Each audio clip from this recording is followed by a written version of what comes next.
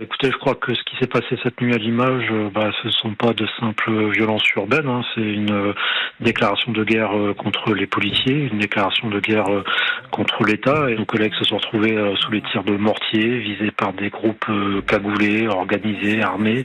Et cet événement, en fait, il a marqué le début des hostilités, puisque pendant plus de 3 heures, vous l'avez dit, Limoges a vécu une véritable guérilla urbaine. Mes collègues ont effectivement vu des barricades se mettre en place, des voitures volées, puis plus tard brûlées, des attaques à la barre de fer sur des véhicules civils, des cocktails Molotov et des projectiles lancés sur nos collègues et leurs véhicules, parfois même depuis les immeubles d'habitation.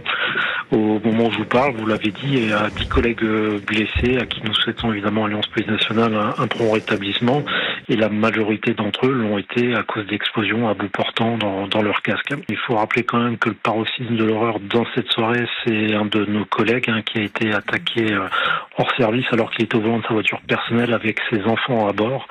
Ils ont vécu, lui et ses enfants, une scène insoutenable, puisqu'ils étaient bloqués, pris pour cible, son véhicule frappé à coups de batte de baseball avec de nombreux impacts, le pare-brise étoilé. Je ne sais pas si on imagine l'atrocité de la situation, le cauchemar qu'a vécu cette famille, le traumatisme, c'est évidemment lâche, barbare, révoltant et à vomir. Je crois qu'il n'y a vraiment pas d'autre mot, et je peux vous garantir que ces individus, ils sont activement recherchés, et on met tout en place pour les identifier et procéder à leur interpellation dans les meilleurs délais.